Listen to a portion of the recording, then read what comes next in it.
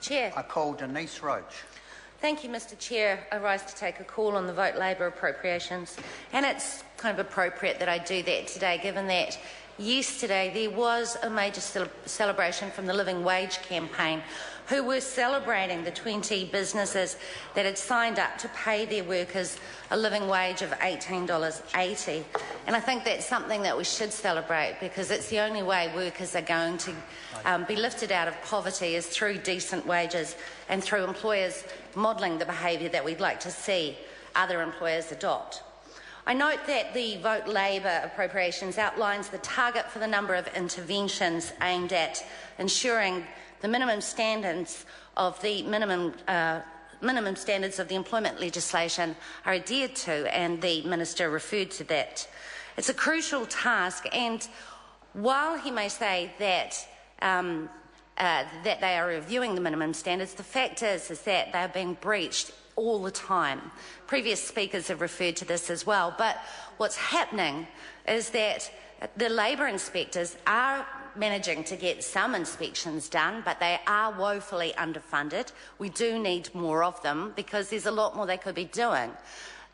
The majority of inspections that they did in the agricultural sector that they reported on in April showed that most of the minimum employment standards were not being met.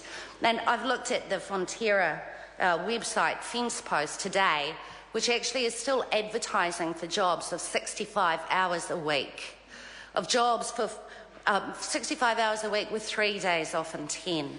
This isn't the sort of jobs that we want people to have. We want people to have jobs where they can actually afford to live, where they can afford to provide for their families without having to rely on the taxpayer through working for families to increase their ability to provide for their families, which is just acts as a subsidy to employers to keep wages low.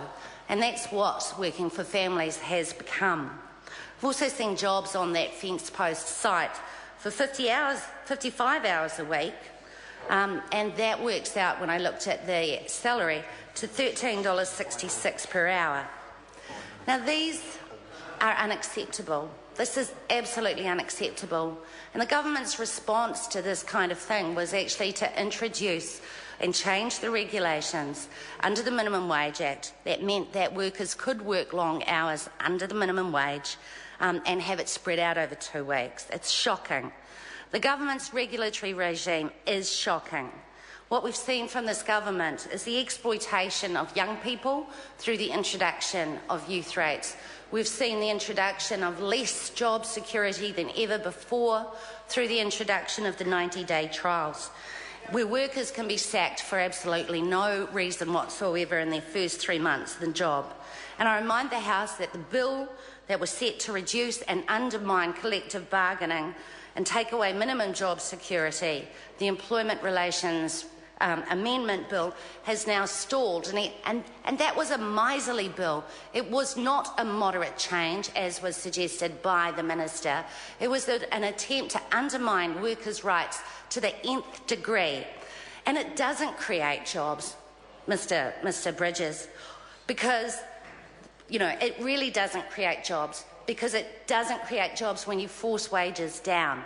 There was full employment under slavery, because the pay was so low, of course.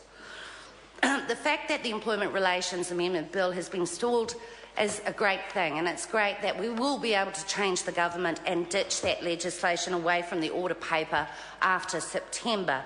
But in the meantime, it's the only thing I will probably ever thank the Honourable John Banks for.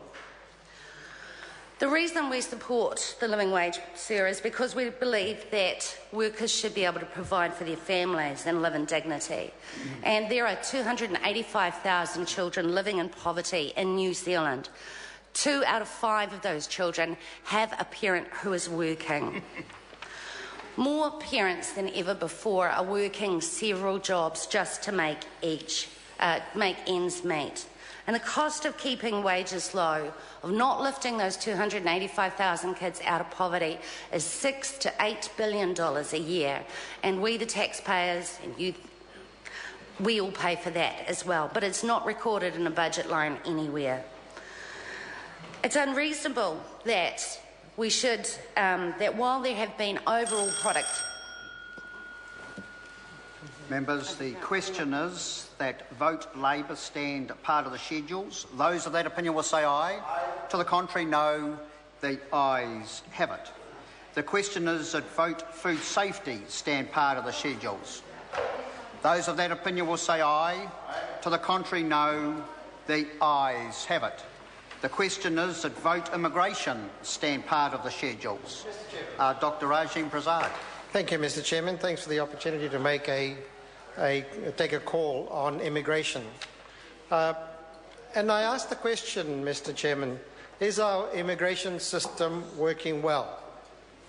And I ask the question whether this system